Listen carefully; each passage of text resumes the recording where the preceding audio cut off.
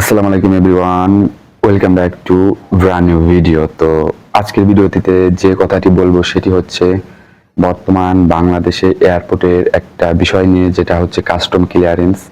তো যখন প্রবাসীরা দেশে যায় এবং তারা যখন মোবাইল ফোন নিয়ে যায়, তো বর্তমানে দেখতে পাচ্ছি যে তাদের অনেক ধরনের অনেক কিছু শিকার হইতে হচ্ছে।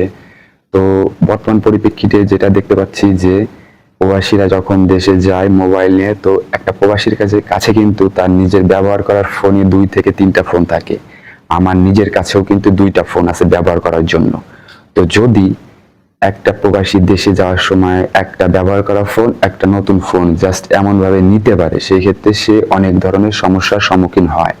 তো একটা কথাই বলবো যে এই ধরনের নিয়ম নীতি কে বানাইছে বা কারা বানাইছে সেটা ডোন্ট কেয়ার, মানে সেটা বলার কোনো নাই, বলবো না। জাস্ট একটা কথাই দাবি করব যে আমরা যারা প্রবাসী আছি তারা যদি অনেকজন, মানে প্রবাসী পুরো পৃথিবীতে বাংলাদেশের মানুষ দেশের বাইরে অনেক দেশে কাজ করতেছে, প্রত্যেকটা দেশেই মানুষ কম বেশি বাংলা প্রবাসী আছে যারা প্রবাসের মাটিতে কাজ করে বাংলাদেশের অর্থনৈতিককে দাঁড়া করাই দিছে। এবং এই বাংলাদেশের যে অর্থনীতিটা আছে এই প্রবাসীদের জন্য অনেকটা ডেভেলপ হয়েছে, যার কারণে আমরা প্রবাসীরা যদি সবাই একত্রিত হই যে এই নিয়ম নীতিটা চেঞ্জ করতে হবে, তাহলে অবশ্যই এই নিয়ম নীতি চেঞ্জ হবে। হ্যাঁ, একজন দুইজন এভাবে বলে কিচ্ছু হবে না। যদি অনেকে একসাথে বলি যে এই নিয়ম চেঞ্জ করতে হবে, হ্যাঁ, এটা সাধারণ বিষয় যে যে কোনো প্রবাসী দেশে যাওয়ার সময় তার নিজের কাছে যদি 2টা ব্যবহার করার ফোন থাকে, সে তার আত্মীয় স্বজন ফ্যামিলি মেম্বারের জন্য 2-3টা ফোন অবশ্যই নেবে। তো তারা কিন্তু নেবে, এবং নেওয়ার পরেই এই শাহজালাল আন্তর্জাতিক বিমানবন্দরে কাস্টম ক্লিয়ারেন্সের সময় অনেক ধরনের পরিস্থিতির শিকার হয়, যেটা বর্তমান সোশ্যাল মিডিয়ায় দেখা যাচ্ছে।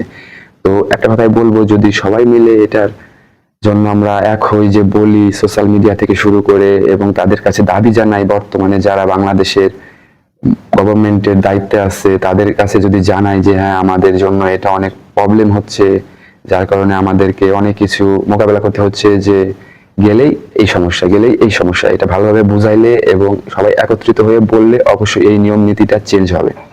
তো আমার ভিডিও যারা দেখতেছেন, তাদের যেসব ভাই প্রবাসী আছেন এবং বাংলাদেশে অনেক ভাই আছেন, তাদেরকে বলবো আপনারাও একত্রিত হয়ে বলুন। এবং যারা ভবিষ্যতে প্রবাসে আসবেন, এই ধরনের নিয়ম থাকলে কিন্তু অবশ্যই আমাদেরকেও এই প্রবলেমটা ফেস করতে হবে। তো আমাদেরকে এক হয়ে এটার জন্য দাবি জানাইতে হবে। যদি দাবি জানাই, তাহলে অবশ্যই এই নিয়ম নীতি চেঞ্জ হয়ে যাবে। তো আর কোনো কিছু যদি ভুল হয়ে থাকে, আপনারা অবশ্যই জানান আমাকে। আর কথার মধ্যে ভুল ভ্রান্তি হইতেই পারে ভাই। তো সবাই ভালো থাকবেন, সুস্থ থাকবেন, এবং আমার এই ভিডিওটি সবাই দেখার জন্য অনুরোধ রইল, এবং সাবস্ক্রাইব করতে ভুলবেন না। তো টাটা, গুড বাই, আল্লাহ হাফেজ।